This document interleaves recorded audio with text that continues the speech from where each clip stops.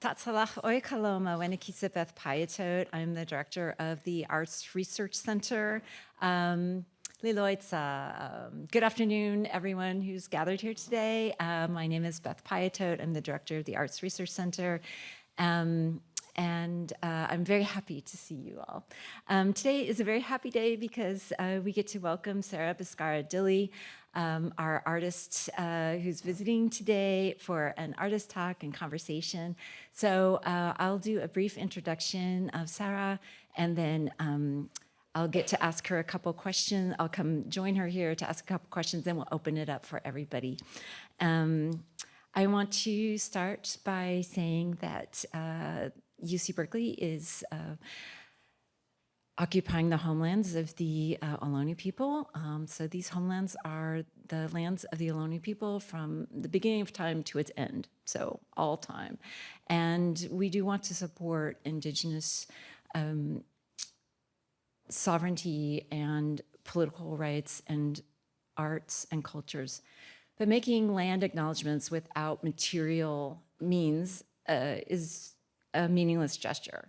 So one of the things that we're committed to at the Arts Research Center is supporting Indigenous arts and also being in community with the Indigenous people here. I am Nez Perce, I am Indigenous.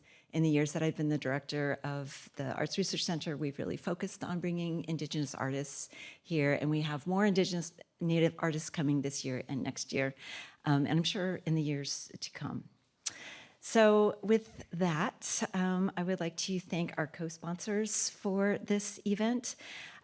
We are the primary sponsors with support from the Dean's Office of the Division of Arts and Humanities, the Joseph A. Myers Center for Research on Native American Issues, the Native American Studies Program, the Native American Student Development, and the Department of Ethnic Studies. Tomorrow in this room, we're going to get to have a hands-on workshop with Sarah. It's currently full, but you know, maybe we can make room for you. There's always room. So Lori's going, no, there is not always room. Okay, there is finite room, but the focus of the workshop will be using the arts for Indigenous language revitalization. So if that is something that is burning in your life, there will be room for you. Okay, Sarah Biscarra Dilley, Northern Chumash, is a multidisciplinary artist, writer, language worker, and educator serving as the director of the Indigenous Programs and Relationality at the Forge Project. Sarah's practice is grounded in collaboration across experiences, communities, and place, relating land and beings through nitspu, tiłhin, ktitİ'u, the state of California, and places joined by shared water. Their written and visual texts connect extractive industries, absent treaties, and enclosure to emphasize movement, relational landscapes, and embodied sovereignties. While they listen, learn, and know from their homelands, their family, their kinships, and their language, they began their undergraduate studies at the Institute of American Indian Arts in Santa Fe, New Mexico. They have a BA in Urban Studies from San Francisco Art Institute and hold a MA and PhD in Native American Studies from the University of California, Davis. So congratulations, Doctor. I had the great pleasure of meeting Sarah when they were still in graduate school, and this was a number of years ago, 2018. 17 or 18, living in Oakland, have a little studio, and I had a performance of my play, Antigone, here in the Hearst, and Sarah designed our poster, which is very, very beautiful, I think still on the website. Mm. So that was my first introduction, and then over the years, I've had many happy encounters and conversations and visits with Sarah, and I'm just we were talking before, like, I always have to fangirl for a minute, even though I'm like standing here trying to read this like really calmly, but I'm a huge fan of Sarah, and I hope that's very clear. Their text-based curatorial, educational, and visual work has been exhibited nationally and internationally. Sites of engagement include Smithsonian Institute, the Whitney Museum of American Art, University of California, sites including the Office of the President, Berkeley, Davis, and Santa Barbara, California Polytechnic University at San Luis Obispo, SF MoMA, University of Minnesota Press, University of Queensland Art Gallery, California Historical Society, the Institute of Modern Art in Brisbane, Art Space in Tamaki, Makoro, Vancouver Art Gallery and Creative Time, and also on this term's poster for the Arts Research Center. So please grab a poster, not only so that you can have Sarah's art close by, but also that you can remember to come to our events all through this term, featuring some amazing artists across fields. So with that, I am pleased to step aside for Sarah Biscarra Dilley.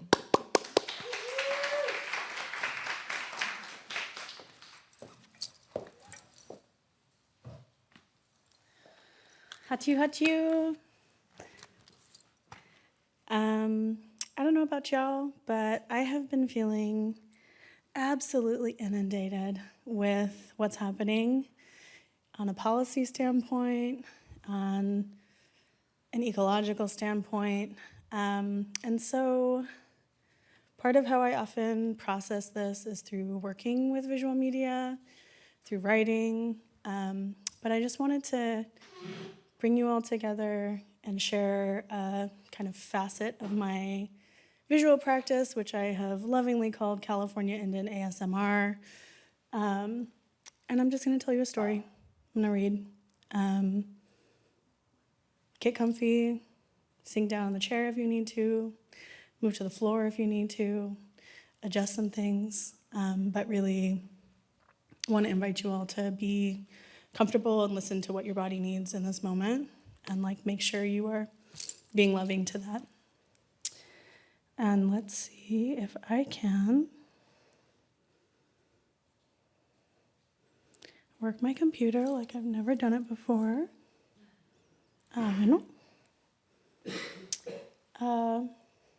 Mita Sarah Biscarra Dilley, Wamitale Kitanasmu tiłhin ktitʻu, ktitʻu ka atakatla ni sithala, wa samimu, wa sitakawayu, wa tisimasu, wa etsmal, wa sitakaka, wa sitakaya, wa elawehe, wa asaram, wa Casas Grandes, wa Zinapecuaro, wa Santa Catarina, wa Sigpats, wa Silcochoyo, wa Waimea, wa Sitakawa.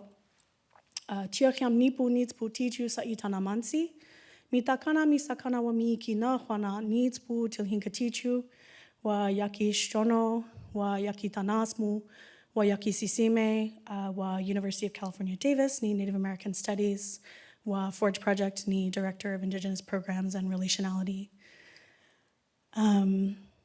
Yeah, it's a pleasure to be here with you all today, and I'm just gonna jump right in.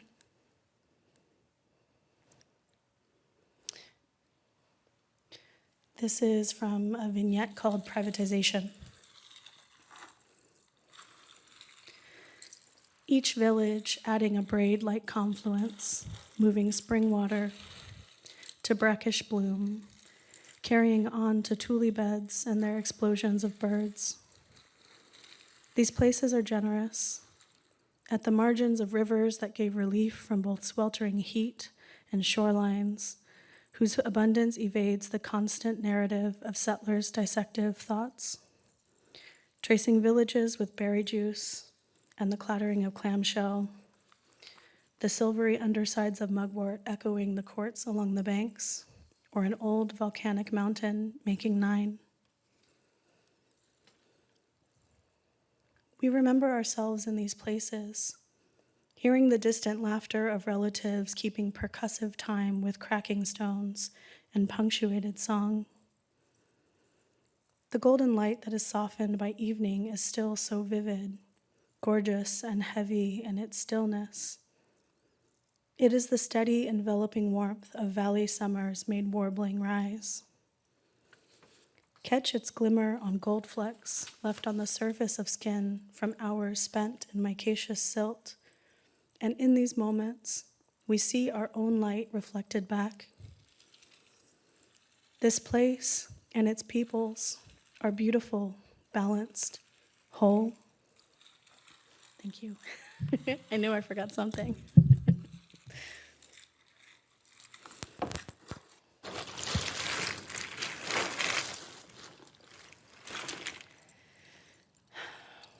Carrying hunger and pickaxes, lariats and shame, these worlds are broken open. Steady streams of gnashing teeth, blowing apart mountains and kinship, seeking precious poison, a constant residue in water and soil, and wealthless imagination.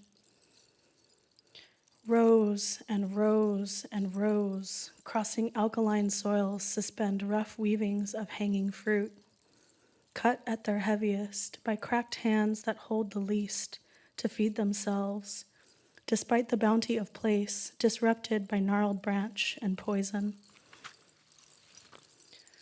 Hunger deepens when gold, or pelts, or vineyards, or converted souls do not feed their bodies, but make their spirits sick. Symbols and maps carve the worlds into pieces. Nations, villages, relatives reduced to a letter, D, unacknowledged, unratified, unreliable. Mistaking what can be interpreted by a single knowing, a single sense as knowing, life hides in plain sight. It ensures our unfolding, feathered cords or kerchiefs. Our people are numerous, exponential as the stars, and find solace in a quiet continuation of life. Glittering towers spewing noxious light and smoke transform the compression of many worlds before us into rivers of tar and feed the movement that traces them, dotting the shores of river mouths and bays. A repetitive motion imitates the tide slowed by their presence. A murky film, a lens of ages, poisons the world around us. Two domed reactors, mocking old names and the movement of worlds, meet at the confluence of fault lines and erosion, and the outline of a dance house, filtering the heat of broken atoms through kelp forests and relations. Descent, seismic or otherwise, does not slow the steady leaching. Fire, once lovingly carried across meticulously managed meadows, is made stranger to this place. Coastal pines with deep stories are set to slumber without the kiss of heat and light upon whom the dispersal of seeds has become reliant. Sasikikie, a place that is burned, or rancheria, rancho quemado, a story repeated in abstraction but denied practice. In the manner of a being disrespected, it returns explosively, baking the soil with anger and grief. Our relatives are always returning. How we host them is a lesson learned again and again.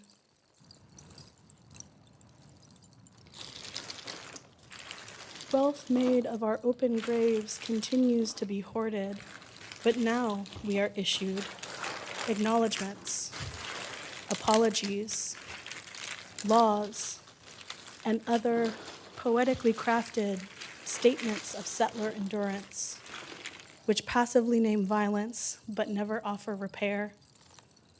Wealth made of the carving of nations, the swallowing of souls, the severing of family lines and village networks, the theft of agency and destruction of worlds, remains the foundation for the affluence of few. Their genealogies are clipped, repetitive, consumptive. So is their wealth.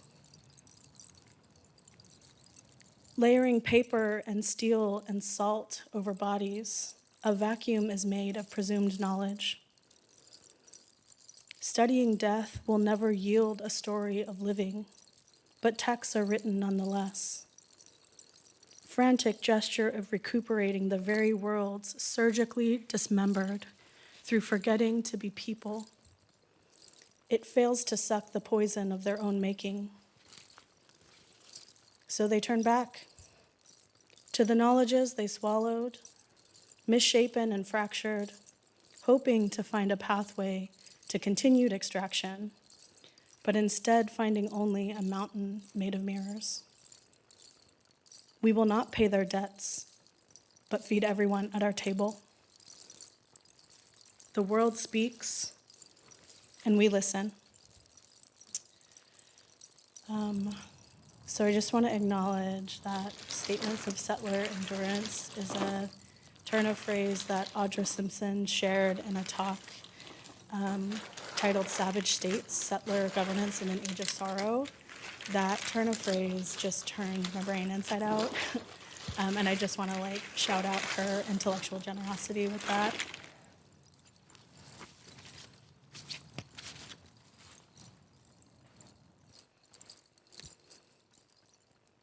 Are y'all feeling the sounds? Are you ready for silence? Okay, I'll keep it on. This piece is called Generosity. Our basket is mending. Its weft returning us to ourselves, to our bodies, returning our bodies to our places, returning our attention and intention to our relations, leaning into the generosity of building our worlds rather than the hunger that disorders them.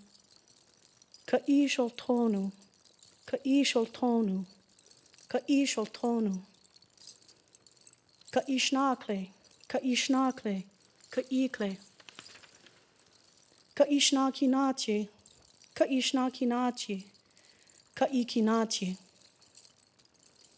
Ka'isime, ka'isakwa, ka'nichanani spuspu. Many of those who have sought power in this occupying frame have forgotten the gift of generosity and the responsibilities of abundance. The accumulation of wealth makes us sick, like a river dammed, interrupting an endless flow of reciprocity that has the potential to sustain us all. What makes us meager is a damming of the heart. Our knowing is built into movement with the turn of the year or evolving weight of grief, which supports material transition and a collective opportunity to mourn. This is also a practice of wealth redistribution through shifting intention from the transition of grief towards rooting our intention in care for the living. Our old ways mark quite specific protocols around changing worlds and how to care for the belongings of those journeying, which are shifted through generosity during their lifetime, rather than the inventory and distribution mapped through colonial models of ownership, which makes material inanimate. These protocols around the turn from heavy gathering towards more reliance on collective harvest highlight the ways our beliefs incorporate the mobilities of life and the shape of grief. We are not always ready to let go when people leave, even if the conditions for caretaking a passage from this world to the next have been timely, tended, or ideal. Our First Peoples stories demonstrate that humans are valiant, loving, and invariably prone to mistakes, often repeated ones. We learn through doing, but also through patient witnessing. We came to know punishment or the presumed hostility of the worlds through the corporal lens of Catholicism or colonial control. This was then mapped onto the knowledges that we had long held, making threatening the continuation of prayer, of gathering, of protocol. An affirmation of our worldview as expansive rather than punishing, these ceremonies for community grieving recognize the innate diversity of emotional and spiritual experiences. Aligned with times of profound abundance and the responsibilities of gratitude, An opening is created in the generosity. Focused on the shared impacts of grief and perhaps even more astutely the collectivity of care, gatherings of varying size and pacing between years call village networks together through kinship. The fire tended during this time is stoked to meet the capacity of grief, necessary release, or the sheer scale of loss. Like the accumulation of items was not part of our worldview, neither was the suppression or accumulation of unresolved pain. Fire offers an opportunity for loosing the ties that confuse the living into following our loved ones when they change worlds. The space of gathering also creates an opening to access otherwise absent, transmuting the protocols around belongings of those being grieved through the tangibility of release. The surrender of grief becomes a gift for those in need and sets us free simultaneously. It is rebalance. In nitspu tiłhin ktitʻu, as well as many other Indigenous languages, we do not have a word or phrase that means "I'm sorry." What we have are systems of rebalancing as well as protocols around releasing harm. These can be hard to understand with the current carceral approaches to justice that are primary examples to many of us. The disruption of kinship as a fundamental mechanism of settlement lays a ruptured foundation for our work, which is dependent on mediated and relational solutions. The frameworks of social repair enacted through a cultural practice of making payment are working from multiple directions.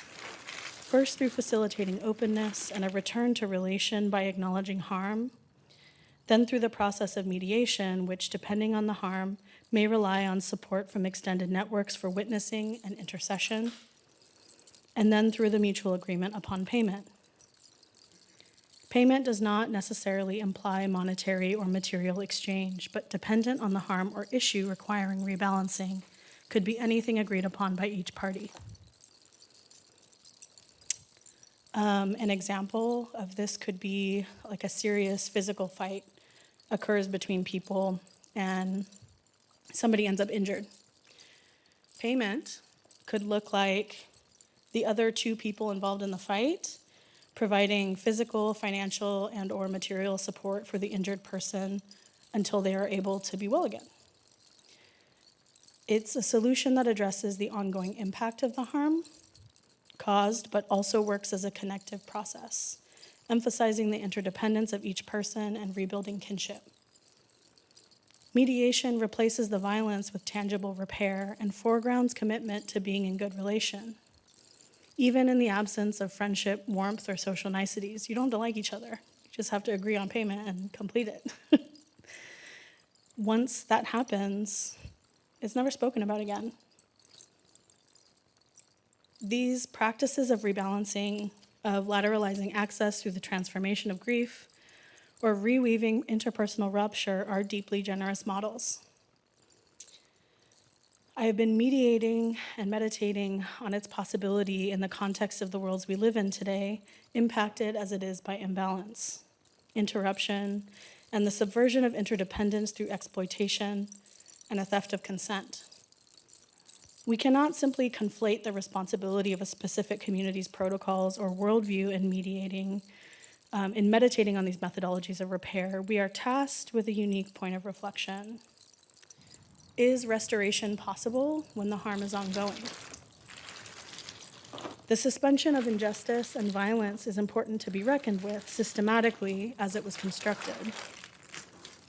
The methods of dispossession, which foreground the structure we move within presently, may have changed shape, but the originary violation, alongside consecutive iterations of its forms, continue to form the basis of staggering imbalance that is making our world sick.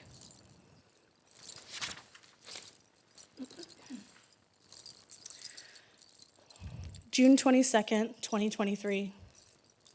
Yaktitʻu. This letter is to formally notify the University of California Office of the President, UCOP, that I am resigning as a member of the system-wide NAGPRA Oversight and Implementation Committee, effective June 22nd, 2023. It has been a privilege to learn and work alongside colleagues on the system-wide NAGPRA Oversight and Implementation Committee, campus representatives, and campus committee members who have shared generously from their own experiences, expertise, and bodies of knowledge. Despite 33 years of NAGPRA established as federal law, 22 years since the initial passage of CalNAGPRA, and nearly 2 years of dedicated time, attention, and recommendations offered by both campus and system-wide committees since the implementation of requirements outlined in Health and Safety Code Section 8026, there has yet to be a tangible shift towards streamlined repatriation policy and, by extension, the University of California's system's respect for Native peoples. As a tribal member, cultural practitioner, and scholar, I have shared insights that come from the confluence of distinct life experiences. It is a collective belief in our family that we are responsible to our families, villages, and extended tribal kinships before any institution. This juncture will remain a site of tension for as long as UCOP and UC campuses create systems that require Native peoples to compromise their whole selves to ultimately debate our humanity through continued systemic impediments to repatriation. It is my genuine hope that the University of California system recognizes the breadth of knowledge, experience, and expertise represented on system-wide and campus committees, as well as all tribal people involved in NAGPRA consultation, by meeting those working tirelessly in service towards repatriation with necessary humility, tangible recognition of their labor, and genuine systemic change. Kunifa, Sarah Biscarra Dilley.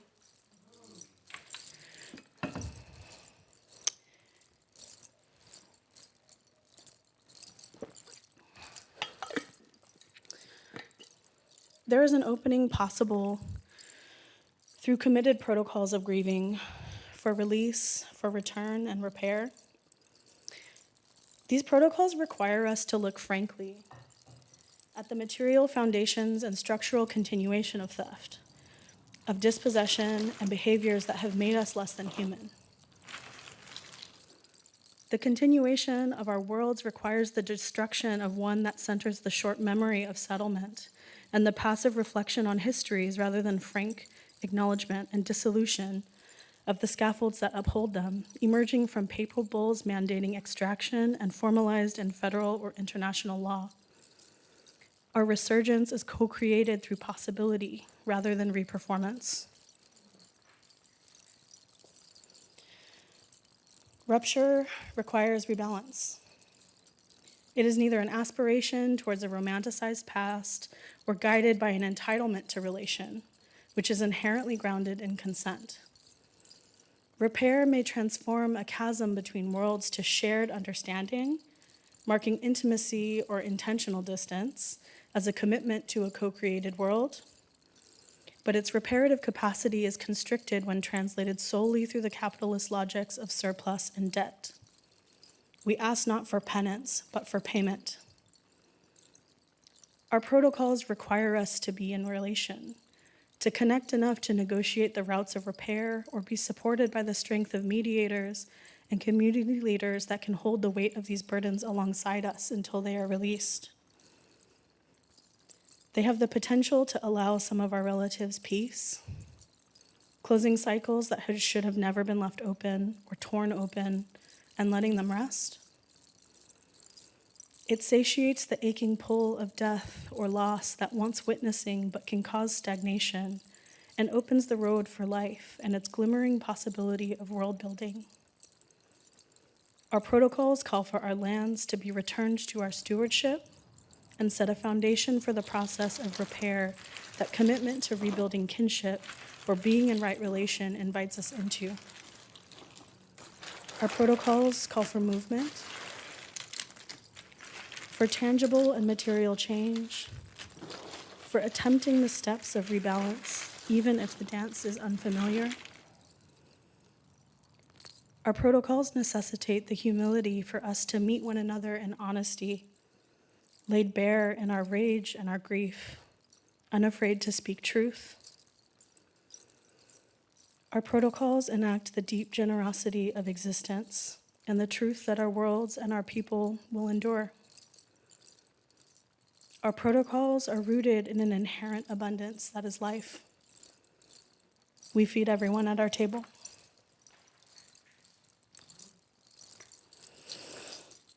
Okay, I'm gonna move us out of the images, but I'll try to keep moving.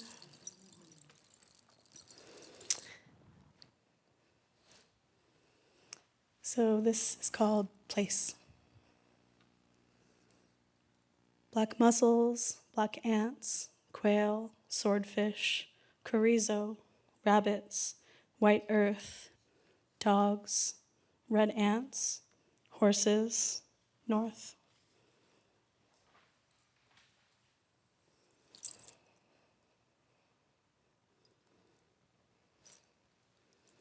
Sikpats, shilcoconuts, ko'aushu.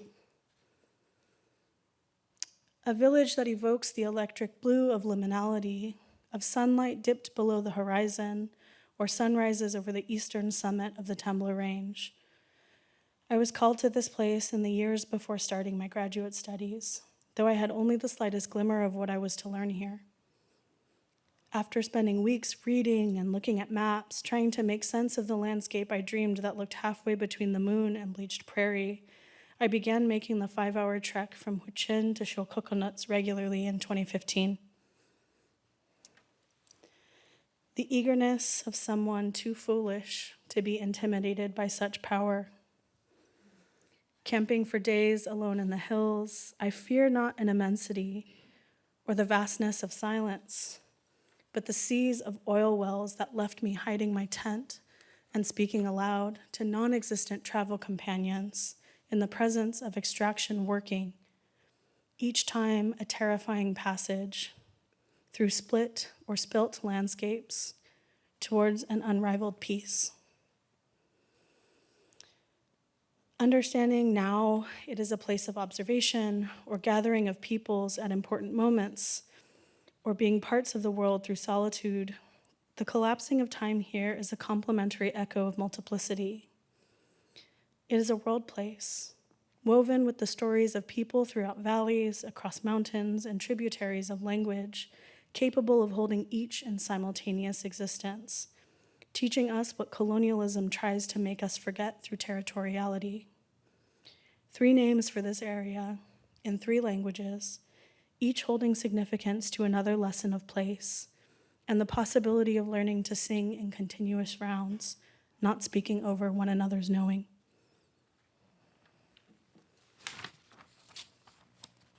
Sitakawa. Understanding now it is a mountain made of slow-moving fire emerges from the sea. Yatnipu yaktićʻu, named for the dogs who know a large dance house is strung alongside power and kinships, and mounds of food for the spirits. Their social networks are entwined with ours and highlight the collectivity of prayer, health, nourishment, and abundance. Tending a dance house of this size requires great wealth marked through expansive and unselfish bounty. The steadiness of stone, dacite, and quartz, and volcanic glass is a storied place with narratives and simultaneity. Distanced from the warp and weft of good relations, it becomes a site of tension pulled taut. Every pattern needs a passage. Mounds made into middens are not refuse, but the material accumulation of our generosity and spiritual strength. This too was mined like the stones from the skirt of our mountains, but they could never steal her cap made of the skies. Saltwater taffy and surfing competitions are a passing moment in the depth of eternity. Sithala. Anchoring endurance, we see the relationship between coastal and inland villages, carried by hardworking beings with subterranean networks. This place held our dances longer than many other villages, made possible by kinships across languages and territories. A cueva becomes San Jeronimo, becomes protected coastline for journeying plovers who make nests among stars. Churning tides carry the heaviness of wealth, like the immense burdens of ants, and fly with the levity of egrets in the wind. Sitkawayu. Our village is a potent one, known by abalone sunsets, dense piñon, and the downy dampness of heavy mist. The name, a recent shift, speaks to the trafficking of herds by the Spanish, distant relations of smaller ancestors long sleeping. Taking caballo and making it ours, a place in the pines is kept in motion. A clearing scent of pepperwood that follows the creek from spring to shore, alternating serpentine and gold in the pattern of hillsides. On September 10th, 1769, we found the interlopers near the water, and we visited them as a group of 60 and a bear, gifting mush and fish to feed soldiers gaunt with bottomless hunger. Their assumptions shape centuries of misrepresentation, minimization, and theft, but Tohuski softly huffs an old song. Hush, hush, hush, hush, taha, taha, taha, taha. Hush, hush, hush, hush, taha, taha, taha, taha. Our interdependence is marked here. Our independence is marked here. In the tension with Southern captains seeking to control, in the distinctness of our language with Bridges relations, in the confluence of oak and pine. True north, a path of piñon, white rocks and salt. An arm reaches into the sea and turns in all directions simultaneously. Our mountains emerge from the sea with open sweeps like a wide embrace, mistaken for unbounded access. Relatives working across changing contexts to maintain relationship here, from gathering place to carceral space, submerged springs to disinterred worlds. Each occupier stole more and differently, but their structures haven't left. Cueros carried priests, who became picos, who sold parcels consumed by hearse, collecting bodies and soil for profit and university systems and anthropology museums or building mansions, striped ones or cattle, transformed into gifts to the state. Accumulation began with hunger, first for land and souls, then for meat and gold, then for burials and newsprint and wine tasting and tourists and wind. L'hoop hoop pismoni, l'hoop hoop pismoni, l'hoop hoop pismoni, poured over mortars, crushing, carrying, chewing. We eat from cracking stones, but they swallow all the fat. Tannic acid and grasslands and paths connecting people, pipestone, piñon, and presence. We return to knowing. Abundance is generosity. Relation is responsibility. And its lesson, existence, a dance of landing in ourselves and where we touch the lives of others. We know that the one who dances still circles here. We know the unexplainable is an affirmation of truth. We know that all of life's existence sings a cure for death. We know the short, violent story will end because in the north it is set, fixed in continuous motion.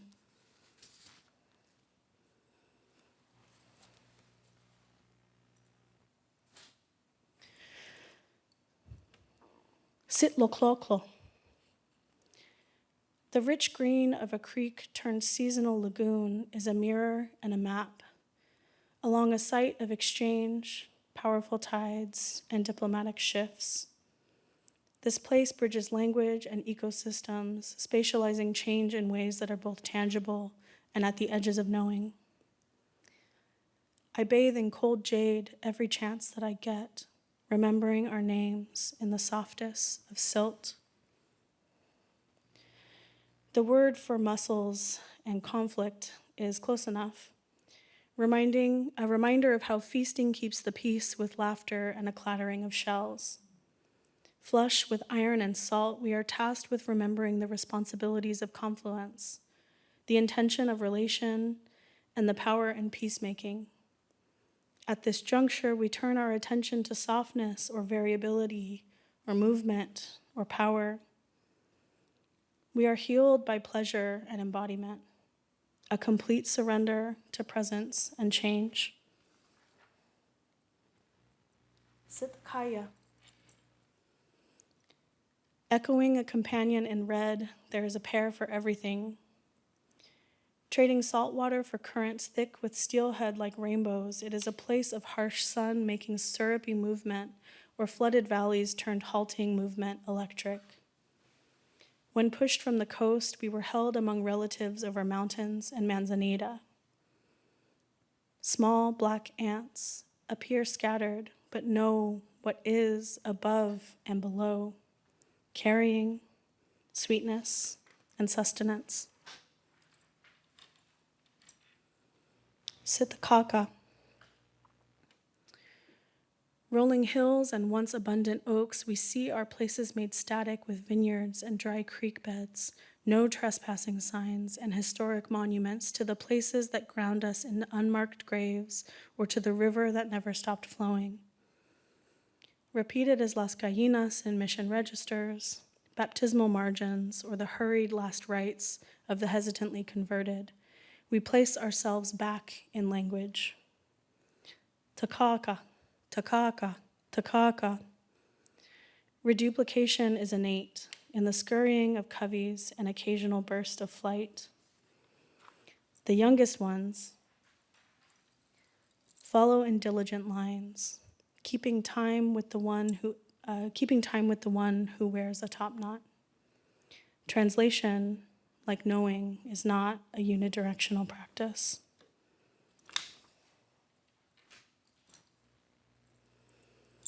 Aloehe. Along a river that flows from the south to the north, we find another site for knowing.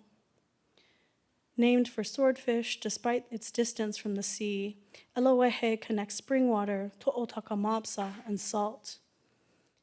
A place that held our relatives despite many attempts at removal from our rivers and shores to the north and west. Though the old stories root this place's power, the fleeting story of settlement tells a hostile one, of incarceration, of hopelessness, of violence turned against ourselves. Our grandmother Mary's house on Riverside stands still, with the dusty side yard used as an unofficial parking for the fairgrounds that sprung up across the way, and all the stories of survival that make us continue. Swordfish anchors us to the sea, to northward movement, to the truth of responsibility to our own healing, and a stubborn dedication to the inherent joy of being alive. It is glittering, like a cloak of abalone scales, like an inlaid socket, like the flash of spears that call abundance to the shore.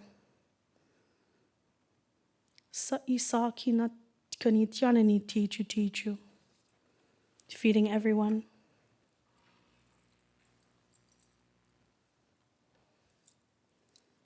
This is the map. Thank you.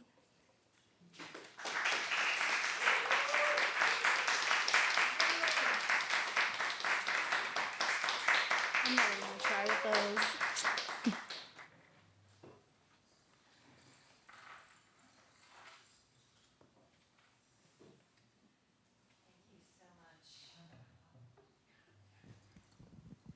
It's a little bit of a challenge to talk, but you started out by describing your work as California Indian ASMR. And I love that expression. But also, I just want to spend a minute thinking about how your work addresses sensory violence and plays such an important role in restoration or refuge, in addressing the body and the kind of violence that the body, that multiple interconnected bodies experience. I'm wondering if you can reflect a little bit about that, because it's very evident in your work. Did I turn it on? Yeah. Thank you for that reflection. Some of the hardest chapters to write in my dissertation were specifically about the violence of the missions themselves.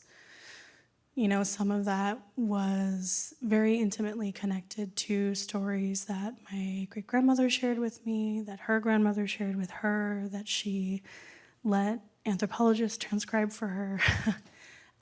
There's a real commitment to witnessing, but also a sense of uneasiness of like that the shame of that violence was never ours to carry, and we have carried it. So taking the time to write about the missions, it's spatialized, but I'm really interested in how the missions so deliberately targeted our three most central sites of knowing as a people. It interrupted our relationship to the land through, and I will say this every chance I get, the missions were the first carceral spaces in California. And it's a conversation I hope can bring us into critical confluence with other communities that continue to be impacted by incarceration. But it first kind of severed our relationship from the land through enclosure and through incarcerating us in those spaces. It prevented us from moving freely and tending our kinships. And through, in many circumstances, gendered and sexualized violence, as well as like corporal punishment, severed our relationship from our bodies. And it's hard to process how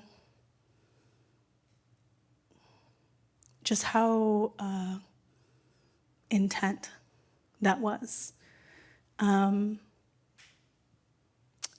And it was something that just came up over and over and over again, whether it was the kind of violent assertion of binary gender systems or a subversion of gender expansive leadership and governance in our communities, or the ways that the spaces that literally created the function of the missions were spaces that were deliberately built for that kind of violence. Also the use of like bells to discipline our bodies. And Deborah Miranda has written really beautifully about this, heavy, but very beautiful. These are technologies that are used everywhere now. Schools, prisons, factories.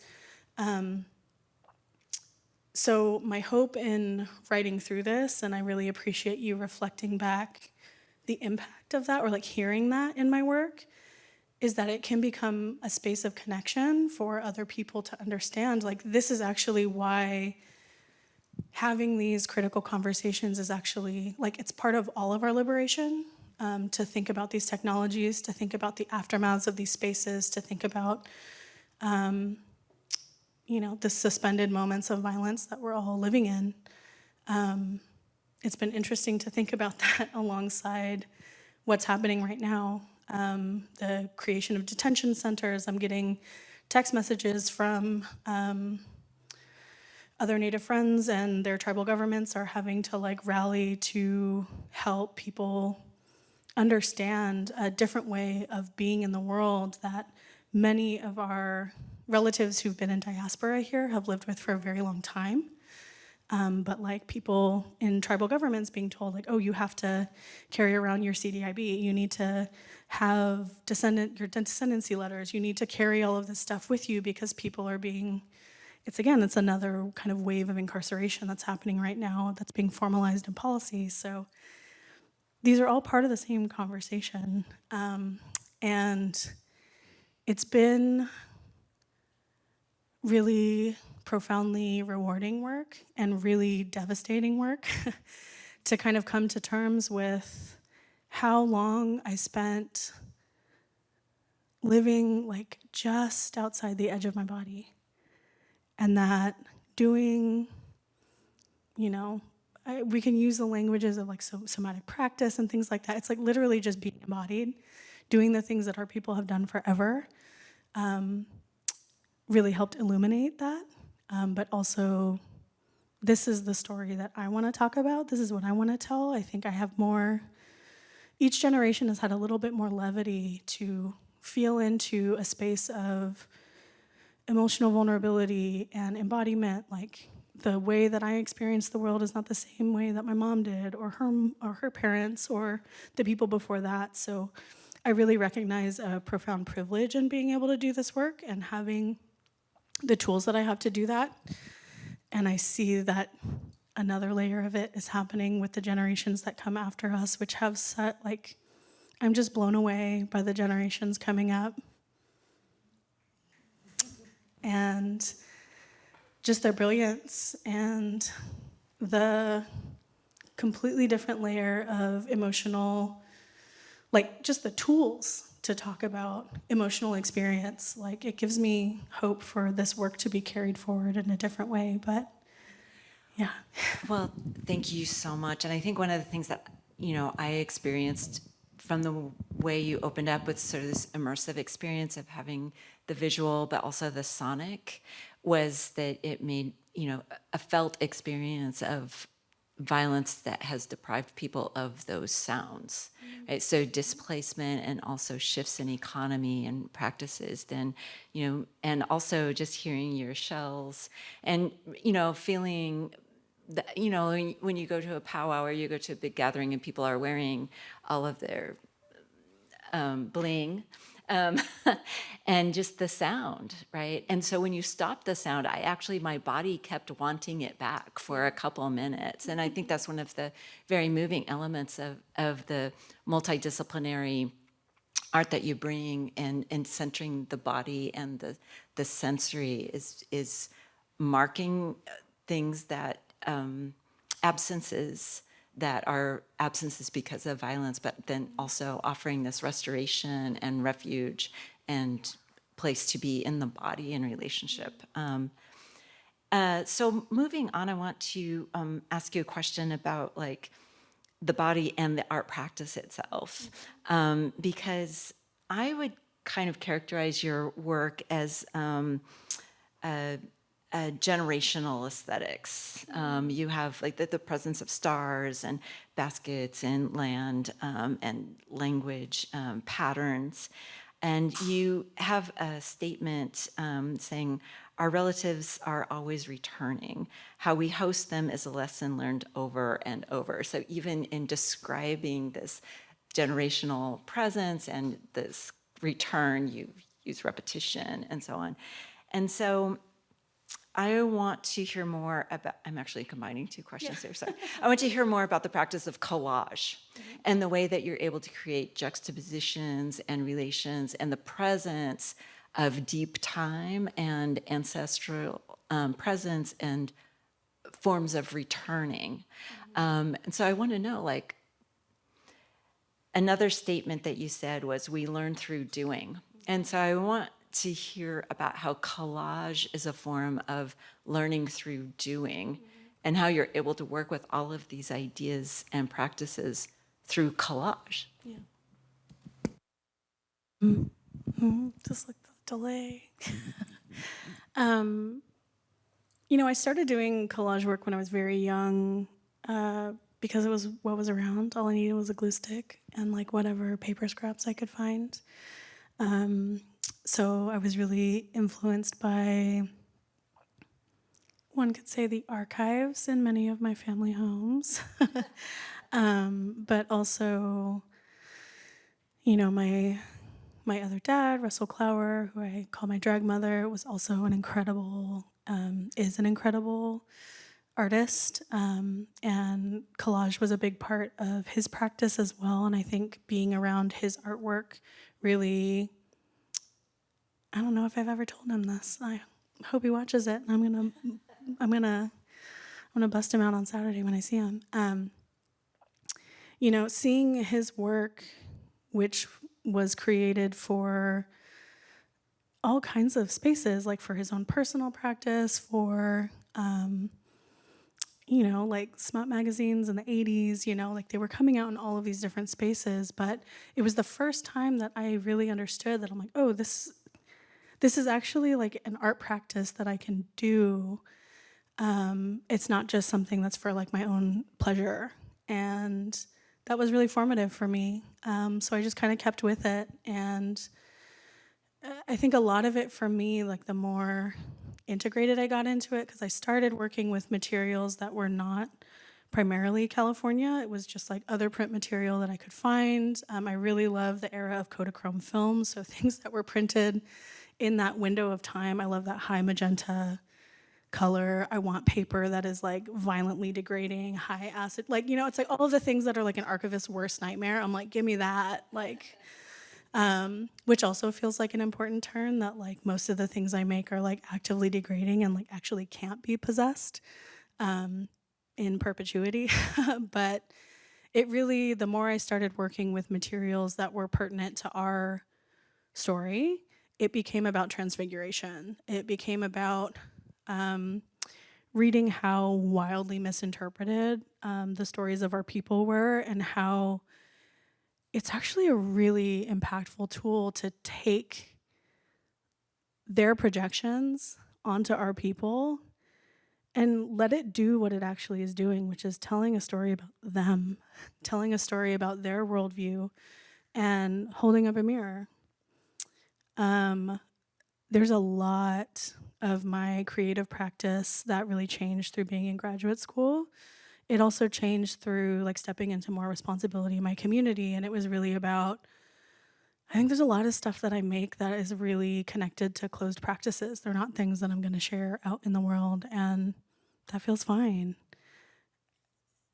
I also appreciate, like, even though I didn't like it at the time, how just being completely inundated with work, and anyone who's in a PhD program, the like or has been through it, the like all-encompassing impending sense of doom that you should be doing something when you're not. You know, it stopped feeling pleasurable to do that. And so I got to take some space from it. And what it gave to me was like a spaciousness about my practice that really let it be about what I wanted to work through and what I wanted to work with, and to like be really intentional about the materials. I started leaning more heavily into my photography practice during that time, because I also realized I wanted to, for stories that were not critical reflections, I wanted to be able to use base materials that were sovereign. So it meant like going and documenting these places where our relationship has been interrupted. You know, I know my cousin who's in the room, we got to like go out and go holo holo all over our home territory and take these photos, you know, just like be in those places like that. That is my practice. My practice is about being in place, and it's not necessarily just about the thing that comes out of it, but I am really excited by what's shifting through making my own base materials, whether that's like film work or photo or print-based work that I then rework into other pieces. I also started working much bigger, which I'm sure everyone who's interacted with my work before is like, thank you. I don't want to have to like get so close, although I do like to make people also shift their bodies to be in dialogue. I'm starting to work much larger and like taking more time. It still has that intimacy, but you can get more in there. I have one quick little follow-up, and then I'm going to open it up for conversation. We were just chatting before we started, and you said, oh, I think I have enough of these mission postcards to cut them up. And I'm like, I want to hear about that. So, like, is that fun to, like, cut stuff up? I mean, like, tell us more about that. Yeah, I mean, part of it is, like, I think there's, like, a line in what I read where I talk about, like, the surgical dismemberment of our worlds. There's something really satisfying about being able to return that practice in a way that is not like steeped in the kind of violence and physical harm that the systems I'm talking about are, but allow me to deconstruct that narrative more intentionally. What I've been doing, so I'm a collector. I like to collect things. I've moved a lot in the last few years. I think the still echoing immensity of what it was like to pack up and move out of an apartment I lived in for 7 years in Oakland is like still so fresh that I'm not trying to accumulate as many things. I know you in the back of the room came to at least one of my garage sales. It so this gives like a container for that desire to have my little collections. So I'm getting really specific about the materials that I'm using. I'm getting photos, print materials, texts, postcards. I'm really interested in the kind of tourist ephemera of this moment, because for folks who don't really know, like the whole romance of the mission system was something that was really pushed in the 1920s in conjunction with the kind of emergence of the personal vehicle as part of a daily practice. It was part of like pushing the highway system. It was part of this whole kind of narrative of, another layer of settlement in California. So there's a ton of ephemera from this time, and some of it's really bizarre. Like I have these kind of illustrated maps of California missions that like look like a children's book, but it's got this like terrifying portrait of Junipero Serra at the top. And I'm like, who wanted this? Like, who wanted to get this in the mail? So many of the materials I'm finding postcards that are just people walking through a mission. It's very fascinating. They're made by oil companies, like Standard Oil. That's a whole other layer of my research, and a methodology I love to use is what I call genealogies of stolen wealth. I think it's really fascinating that the settler state continuously asks Native people to prove who we are and our relationships to place, when there is like not a real deep knowledge of where those people, those families, that wealth is coming from. And the more you kind of go back in these stories, you realize it is actually not that many people, and you have to really recognize the ways that we've all been made complicit in these stories. But it was really wild to be finishing my dissertation and writing about petroleum extraction literally an hour away from the place where that procedure was developed, talking at the Whitney Museum, where the Whitney family is one of the families that benefited from even after the kind of first monopoly case in California or in the US that broke up Standard Oil. They were among the families that really tangibly profited from that, who then continued to invest in arts funding and art spaces, American philosophical, it's just like it's all very entangled. So it's also really interesting for that reason. And some of the postcards I'm looking at, I can't decide which side I want to show. Do I want to show the image, or do I want to show that genealogy? Maybe I gotta like start cutting holes in my canvases and let people look at both sides. I don't know. We'll figure it out. Okay, we have about 15 minutes to continue our conversation. So please feel free to, I open up the floor to you. And Lily can bring yeah, it works. Hey, not everyone all at once.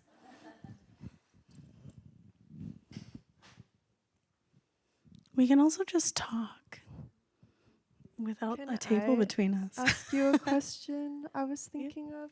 So in your work, I know, because I've been looking at your website to do stuff, and I saw your hand, and I was wondering what your thoughts are about those like triangle shapes, because I feel like they return a lot. So yeah.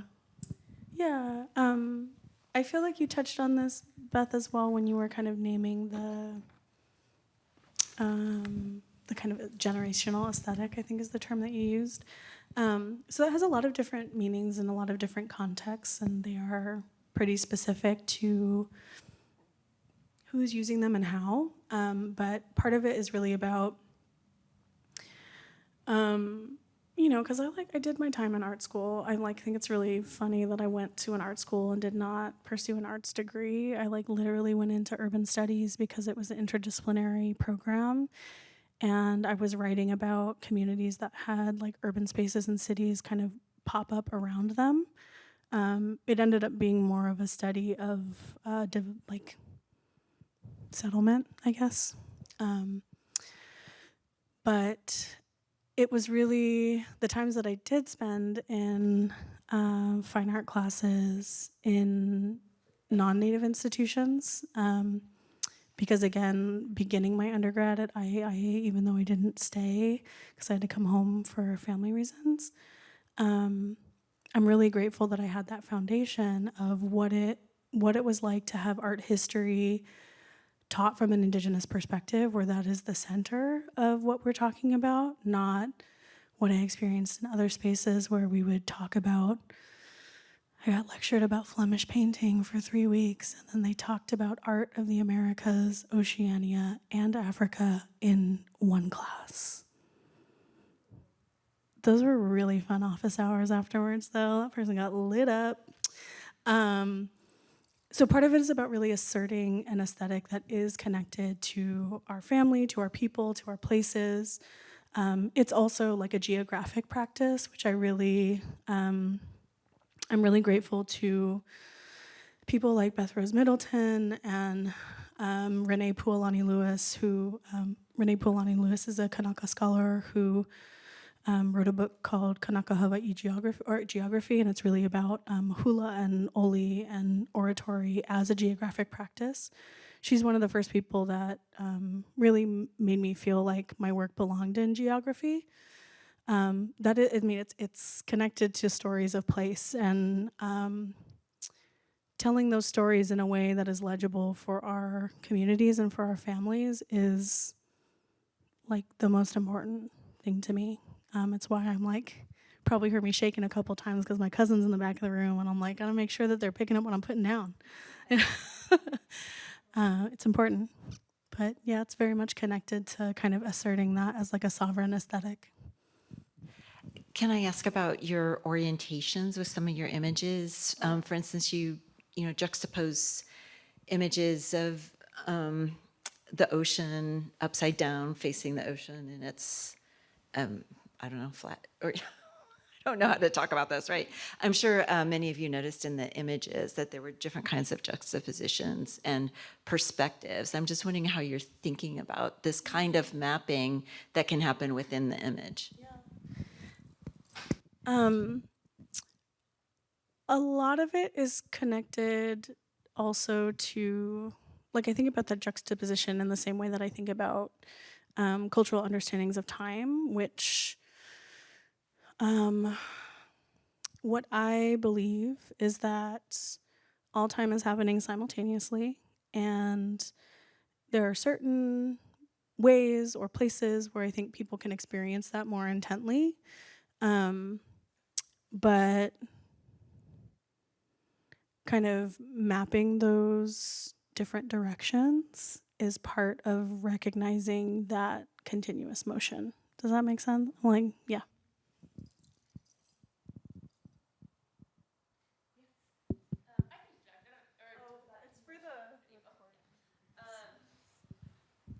So, oh God. Okay. I'm going to ask like an annoyingly broad question. But I was wondering if you could talk a little bit about like how you see the connection between art, land, and then language, because you're putting in a lot of Indigenous language in there as well, and how that interacts with building community or building knowledge of the self and things like that. Yeah. So I was really privileged to step into working language at a time where there had been like decades of work happening before me. Like our language was sleeping for like a generation or two. Like my great grandmother grew up hearing the language, but she wasn't taught the language. And a big part of why that happened was because many people don't realize this.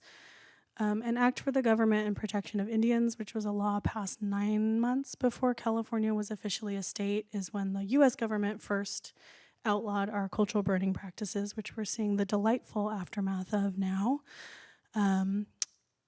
But also formalized a system of trafficking in the state of California that allowed any Native person who was not with a settler to be taken before any courthouse and auctioned off before a justice of the peace. So this law wasn't formally taken off the books until my great-grandma was 10.